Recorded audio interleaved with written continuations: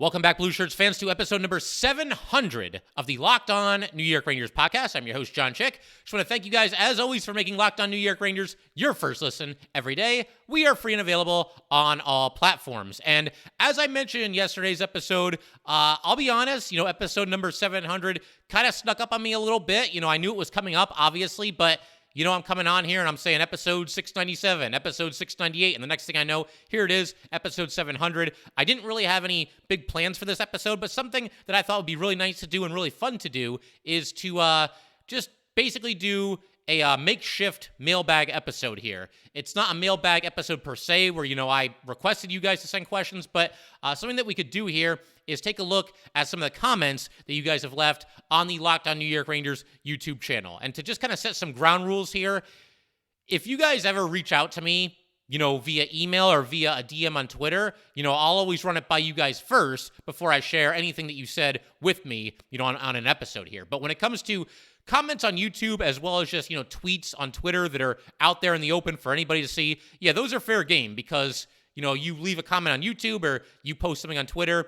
I mean, anybody with an internet connection on the planet can see what you said. So I think those are fair game. And with that said, I'm going to just look back at some comments here and just kind of have some thoughts on some of the things that you guys have shared and some of your opinions and some of your questions that you've had. We're going to do that in just a second here. I should also mention that I'm going to basically look at the last, 6 or 7 episodes of Locked On New York Rangers when it comes to, looking at comments and things that you guys have said. And we're going to work in reverse order here. So we're going to go from least recent to most recent, and we're going to start with the episode that I did after the Rangers lost 3-2 to the San Jose Sharks in overtime. If you guys remember, that was the start of their 4-game losing streak for the Rangers, and was not a good game at all for the Rangers, and they eventually then figured it out and are now currently on a 3-game winning streak. So we're going to go backwards. We're going to start with the 4-game losing streak, and then once we're done there, we're just going to keep moving forward to the 3-game winning streak, because it is funny to kind of see how these comments evolve. People, and I'm as guilty of this as anybody, but when they're in a losing streak, it feels like they might never win again, and the sky is falling, and this, that, and the other thing. And now that they've won 3 straight games, I think everybody's feeling good again, especially after the Rangers dominated play last night, hit the post 4 times, should have won that game like 5-0, 6-0, 6-1, something like that. Still got the win, though. And again, 3 straight wins, that'll cure what ails you. And I think Ranger fans certainly are feeling quite a bit better at this point. But without any further ado, I am going to go ahead and just basically minimize myself here on the YouTube screen. And for anybody that's listening on audio only, don't worry about it. I've got you covered. I will read the comments out loud. But yeah, we're going to go through a couple of these episodes here and just read a couple of the comments. This one comes to us from White GD.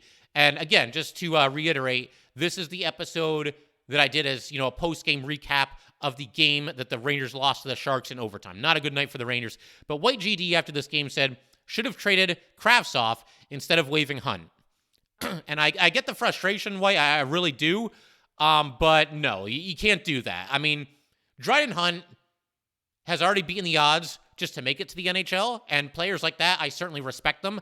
Dryden Hunt was undrafted, and clearly, he's carved out a little bit of a role for himself in this league. He's somebody that seems to be a reliable 4th-line player. He's now on his 4th different team, now playing for the Colorado Avalanche, along with Alex Georgiev over there.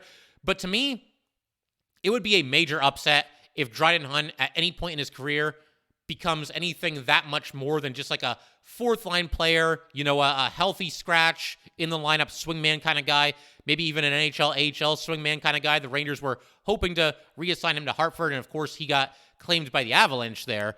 But, Dryden Hunt, his ceiling and his upside are both very, very limited. So, I get the sentiments. Some people like Dryden Hunt. I liked him myself. He's a hardworking player, really tough along the boards.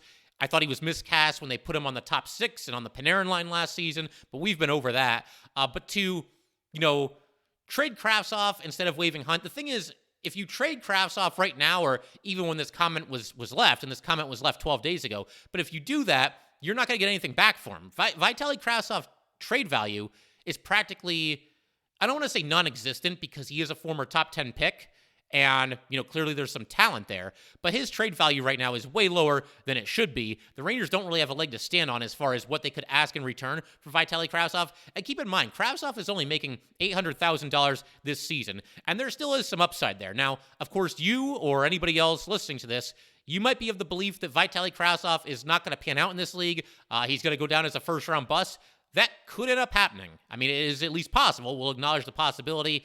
Certainly he hasn't been lucky when it comes to injuries this season. But when it comes to upside, there's no comparison between Kravtsov and Hunt. I mean, if one of those players is going to go on to be, a really good player in this league, somebody that could be a top 6 player on certain teams, or at least a top 9 player at the very least, and somebody that's going to chip in offensively, you would have to think it's going to be Kravtsov over Dryden Hunt. Again, it's nothing against Hunt, but the upside is very limited. And, the Rangers are still hoping to get a return on their investment, that being the number 9 overall pick in a draft in Vitali Kravtsov. Again, Dryden Hunt was, undrafted and also came to the Rangers as kind of an unheralded free agent before last season. He's now on another team, and I'm sure the Rangers miss him to an extent, but you can't get rid of Kravtsov right now, especially with his trade value being so low, just so that you can hang on to Dryden Hunt, who not most nights, but at least some nights isn't even going to be in the lineup. He'll be a healthy scratch on certain nights. So hopefully that makes some sense, and we'll move right along here.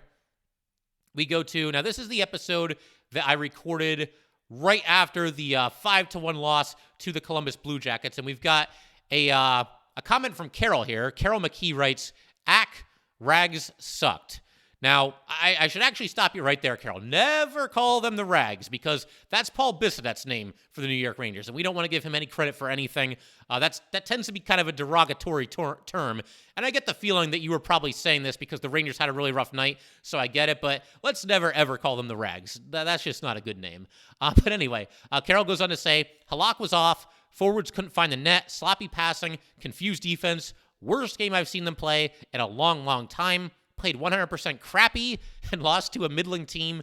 Best Rangers play was the Nyquist pass to Panarin, LOL. They look tired. Now they have to fly to Denver and then go meet the Islanders the next day. I don't expect much. Oh well, love my guys even when they play disappointing games. And yeah, I would agree, Carol. That was probably the worst game the Rangers have played all season.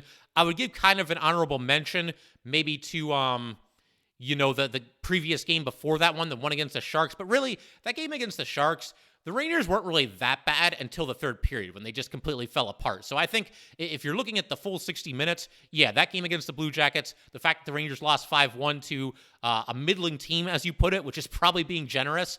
Blue Jackets have the worst record in the Eastern Conference right now. But yeah, that was really, really bad, and I think you hit the nail on the head with some of this stuff. I mean, just bad passing, not a good defensive game at all. And yeah, the best play of the night, and I talked about this when it happened, what she's talking about, with Nyquist passing to Panarin, is the puck was in the corner, the Rangers had a 5-on-3 power play, and Nyquist just sent the puck toward the middle of the ice. Panarin took it, took the shot, scored, and that was the Rangers' only goal of the night. That legitimately was the best play for them. But, hopefully Carol and everybody else feeling a lot better. Obviously, those two games they played against the Avalanche and the Islanders, both of those games, they played better, but they lost both of them. The Avalanche game, of course, they lost in the shootout, but they started to find their legs again, and ever since then now, a 3-game winning streak. So hopefully Carol and everybody else, like I said, feeling a little bit better after those last few wins for the Rangers here. And even the last 2 losses that they had, played quite a bit better in each of those as well. So we're going to keep this rolling in just a second. But first, I do just have to let everybody know that today's episode of Locked On New York Rangers is brought to you by BetOnline.net. BetOnline.net is your number one source for betting, football, and the start of the new basketball season. Find all the latest player developments, team matchups, news, podcasts, and in-depth analysis on every game. And as always, BetOnline remains your continued source for all your sports wagering information with live betting and up-to-the-minute scores for every sport out there. The fastest and easiest way to check in on all your favorite games and events, including the NHL, MLB, MMA, boxing, and golf. Head to the website today or use your mobile device to learn more. BetOnline, where the game starts. All right, we just want to thank you guys, as always, for making Locked On New York Rangers your first listen every day. We are free and available on all platforms. And just going to keep things rolling here, rolling right along here. And anybody watching on YouTube, once again, you can kind of follow along with me. So got a couple of comments I want to get to on this one.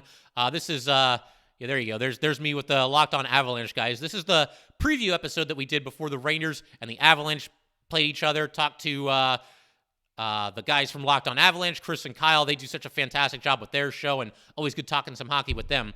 But as far as the comments that were left, we got one from Vin Moran here, and he wrote, Rangers were looking past both the Sharks and the Blue Jackets to the game against Colorado. They played like they didn't have to work to beat those teams, just out-talent them. San Jose and Columbus both outworked them and were keen to the cross-ice pass on the power play. And Vin, I completely agree with almost everything that you say here. I'll save the one disagreement that I have for the end. But yeah, I mean, you hit the nail on the head. I think these were the two worst games of the season for the New York Rangers. We've kind of been over that. Just sloppy play and just not working for it. And that's just so unlike the Rangers. And even more surprising, and I talked about this when it happened, but, the Rangers have a rough game against the Sharks. Everything falls apart in the third period and in overtime. So, myself and you guys as well, I'm sure, as Ranger fans, after watching how this team played last year, we've all been conditioned to think that when they have a bad game, man, they're going to come back that much stronger in the next game. They're going to have their legs. They're going to take it to their opponent. They're going to run away with a win. And that simply just did not happen. I mean, the Rangers just, after playing a bad game against the Sharks, they play a terrible game against the Blue Jackets, and you see the results. And again, I think you hit the nail on the head. The Rangers in those games, I mean, I don't know if it's like, they're not an arrogant bunch. I don't think it's that. But yeah, I mean, maybe there was that belief that, we're better than these teams. We have more talent. We're just going to win this game. But to your point, again, Vin, blue-collar efforts by both San Jose and Columbus, and they outworked the Rangers, and they got the wins. So no excuses for the Rangers. They did not play well during that stretch. The only thing that I wanted to mention here, and also great point as far as teams being keen to what the Rangers are doing on the power play. For a while there, it felt like every Ranger power play was Panarin trying to feed Mika for the one-timer. And while that's not a bad idea, because that tends to work a lot, you do have to go to some other things as well, especially when teams are really keen on that. I mean, you got Kreider, the best net front presence in the league. You've got Adam Fox, who can quarterback the power play. Trocheck is out there. So you got to mix it up a little bit. And I think to your point, Vin, the Rangers were kind of overly reliant on that Panarin to Mika cross-ice pass, looking for the one-timer, especially in this stretch of games and this stretch where they went 1 for 15 on the power play. The only thing that I would disagree, though, and it's one of those things that it gets thrown around a lot in sports, is the idea where when a team is looking ahead to the next game, you hear it in football all the time. Every time that a good team in football is playing a bad team in football, it's a trap game, and you got to watch out for the trap game. You don't want to get trapped by the trap game. It's all these analysts ever talk about. Whenever there's a situation where a good team is playing a bad team, and then that good team is playing another good team the following week, possibly a division rival, like take the Giants, for example. I'm sure we've got some Giants fans listening to this. Say the Giants play the Jaguars this week, right?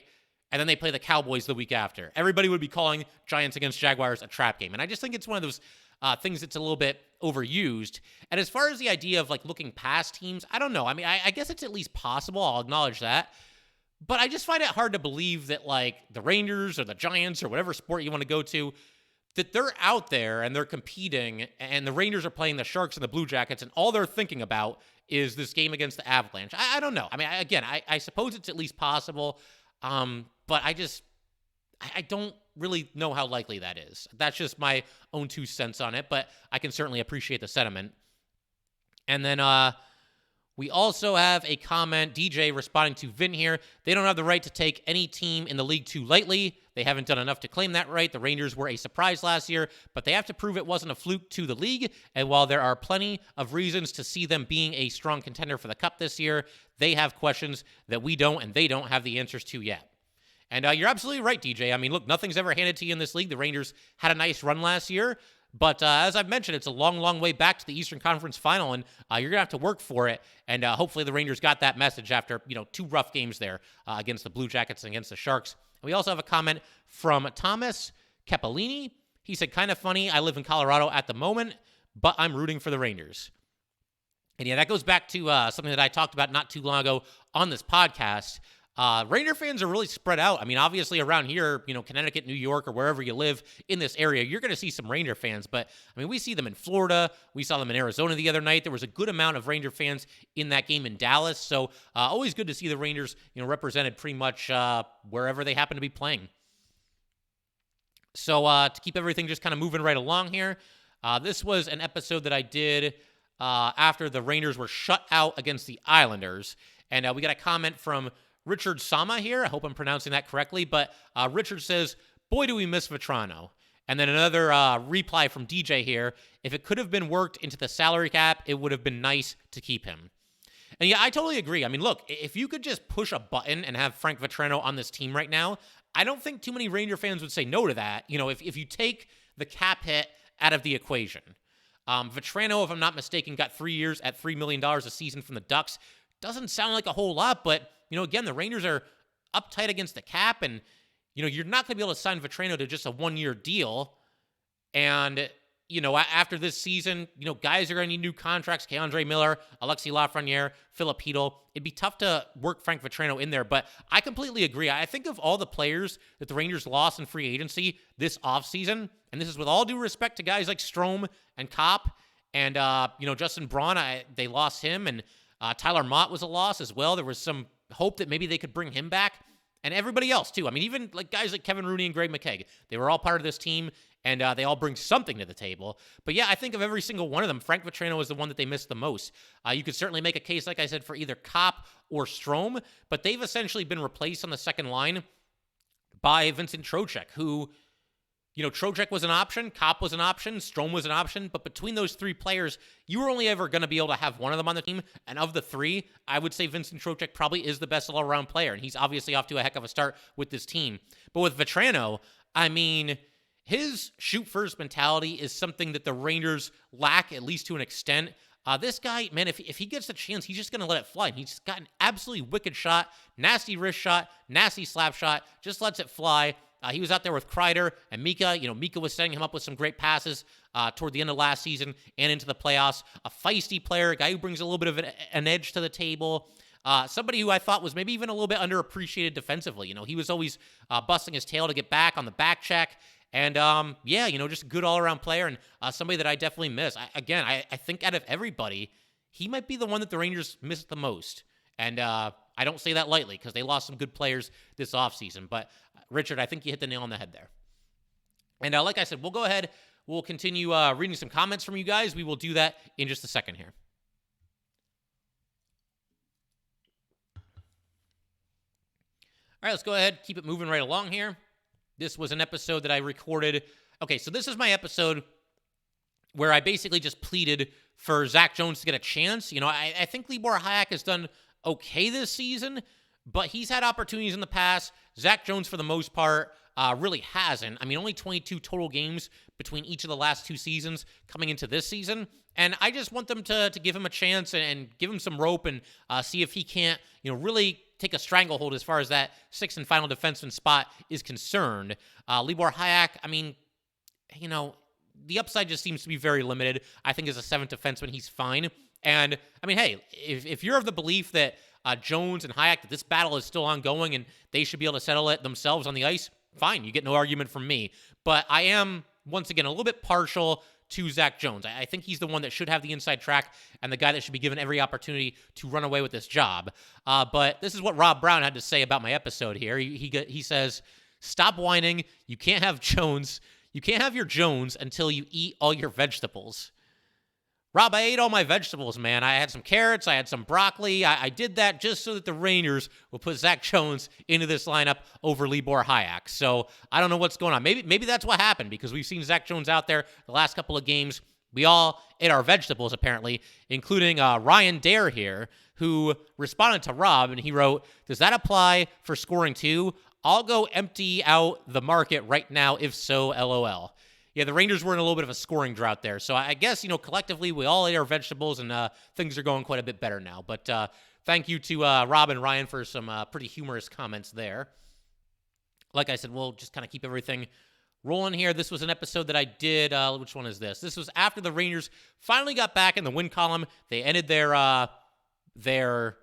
four-game losing streak. They beat the Stars 6-3, pulling away in the third period. And this is a comment that we got here from Easy Dups. I doubt that's your real name, but we'll roll with it. A comment from Easy Dups here. He says, or she says, I'm not even really sure which. I was at the game, back and forth throughout. The Stars' goal that was called back was a big turning point in the game.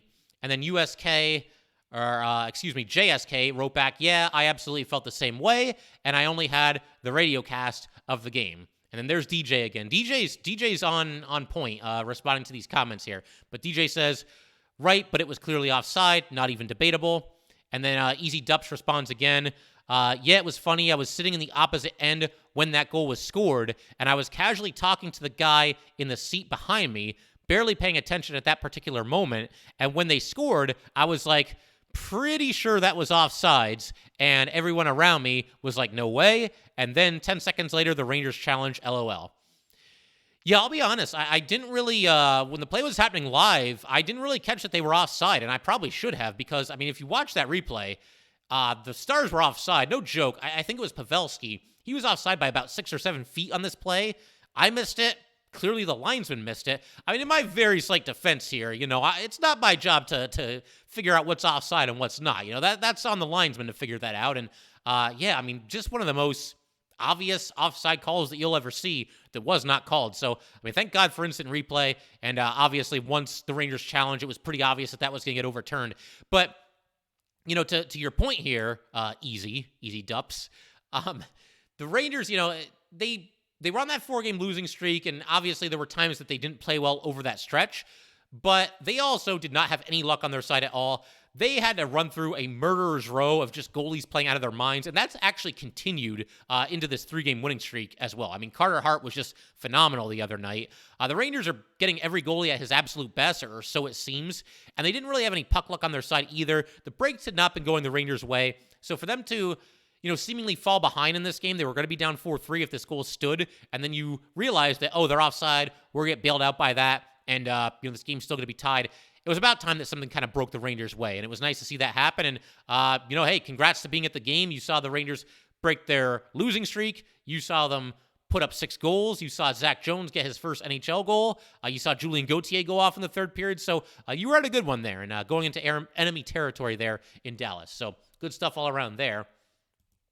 Have a couple of comments here from Ryan Dare. This is the episode that I recorded after the Rangers rallied to defeat the Arizona Coyotes 3-2. That was the second straight win for the New York Rangers there. But this is what Ryan had to say in the comment section for this episode. My 5-year-old, was playing while the game was on last night and picked up on the Let's Go Rangers chant that I didn't even notice at first, and she started chanting along, LOL. Ranger fans love our team. And then Ryan left a separate comment there where he said, I've been saying that about Ranger fans showing up for a while. My 10-year-old even started noticing it too, and he barely pays attention, LOL. I thought the Wild home opener might be different, but I was proved wrong. Everything feels like it's starting to get to a boiling point for the Rangers, and it's either going to be absolutely amazing or totally heartbreaking. And, this goes back to, again, a topic that I talked about on a recent episode of Locked on New York Rangers. We got Ranger fans all over the country, presumably all over Canada as well. They seem to just always show up, and, there's a lot of away rinks where you'll hear some Let's Go Ranger chants, and that's pretty cool. I think it's a way to kind of obviously galvanize the team a little bit. A great example of this was Game 7 against the Carolina Hurricanes last season. I mean, every time the Rangers scored in that game, there were audible cheers. A lot of Ranger fans either lived there and went to the game or traveled, made the road trip from, the Northeast and went down there. Probably a mix of both those things.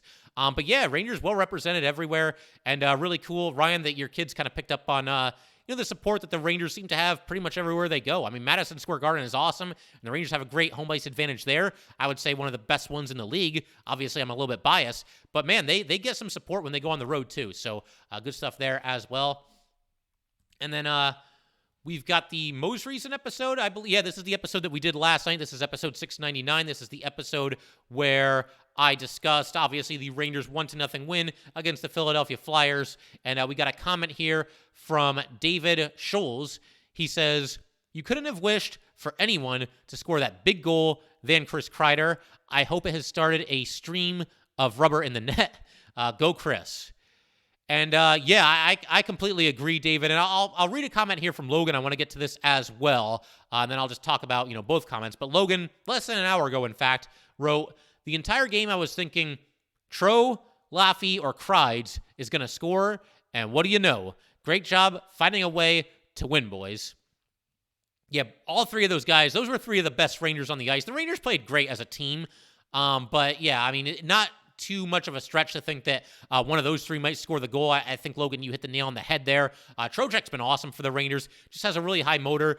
Better speed than I think I've realized in the past. And a couple plays in that game where he was on the forecheck and hitting people behind the net. Again, just a really, really good all-around player. I've always loved Trocheck's game.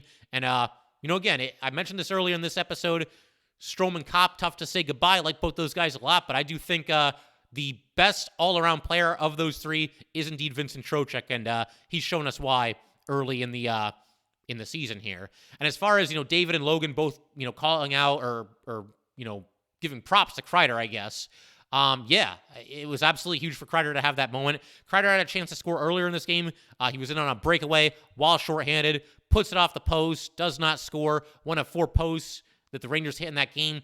And as I mentioned before, I don't think anybody has been as snake bitten and has had as bad of luck as Chris Kreider so far this season. There have been a couple games where we went back to bad Chris Kreider, namely the games against the Sharks and the Blue Jackets. Although in those games, you could say that pretty much nobody played all that great for the Rangers. But yeah, Kreider should have more goals than he does. He's hit the post a couple of times. He's been robbed by the opposing goalie more than any other player on this Ranger team. And there's not really a stat for that, I don't think. But just watching all these games, that's definitely the case. So, yeah, I think you guys hit the nail on the head. That was a big moment for Chris Kreider. Hopefully that gets him rolling a little bit. The Rangers are up against the Bruins in their next game. That will happen on Thursday night. The Bruins still have lost only once. I believe they're now 8-1 to start the season.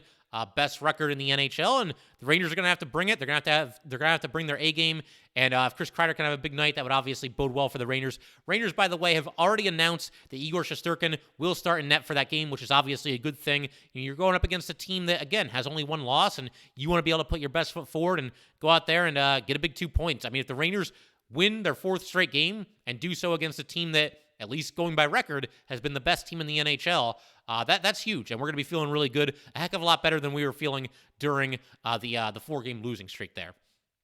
And the only other thing I want to do here, I got a message sent to me on Twitter from Mike. Mike, loyal listener of the show, and this is what he sent to me here. So I don't know if you guys can see this. Oh yeah, you can see it. Cool. So Mike sent a picture of his dog over to me on Twitter, and he wrote to me, John, for Halloween, my dog, whose name is Boomer, is going to be Mika Zaboomajad. Feel free to share on the pod if you want. And, yeah, I obviously took Mike up on his offer there. And what a cool picture. And a cute dog as well. I love dogs. I'm a big dog guy. My dog's sitting right next to me here while I record this podcast. He's made a couple of cameos on the show before. But that is awesome. Mika Zaboomajad. Love it. Love it. He's got the Ranger jersey there. So for anybody listening on audio, I should probably explain. The picture is of Mike's dog, and he's got a Ranger jersey on, which I can only assume is a Mika Zibanejad jersey. Or maybe not. It might just be a generic Ranger jersey. But really cool stuff there as well. And so, yeah, I mean, there you go. 700 episodes. Pretty crazy. Blows my mind that, people continue to listen to this show the way that they do and, just support it any way that they can. There's people that have reached out to me and have told me they've never missed an episode. Once again, guys, it really does mean the world to me. And I'm going to do my best to get, maybe like a big guest on episode number 750 here. This is a lot of fun here. Don't get me wrong. I love doing this. Love hearing from you guys. Love reading the comments and the questions on here and just being able to talk about it. But I'm going to do my best to try to get, hey, we haven't had a former Ranger or a current Ranger. We haven't had a current Ranger on this show, at least to date. Never say never. I'm going to see what I can do there, and maybe I can set something up. And if not, we'll reach out to a former Ranger possibly as well. We've had Marty St. Louis. We've had Jason Strudwick. We've had Tom Laidlaw. Maybe we need like a center or a goalie. Maybe we'll reach out to Steve Valaket or somebody like that. But we'll see what we can do. And as I mentioned just a second ago, again, thank you guys so much for always supporting the podcast. If you'd like to get in touch with this podcast, please send an email to LockedOnNYRangers@gmail.com. Once again, that is Locked On NY at gmail.com, and definitely give us a follow on Twitter as well, at LO_NY_Rangers. Once again, that is at LO_NY_Rangers, and definitely subscribe to Locked On New York Rangers YouTube channel. Thanks again, guys. I'll see you next time. Thanks for making Locked On New York Rangers your first listen every day. For your next listen, check out the Locked On Sports Today podcast. The biggest stories of the day, plus instant reactions, big game recaps, and the take of the day. Available on the Odyssey app, YouTube, and wherever you get your podcasts.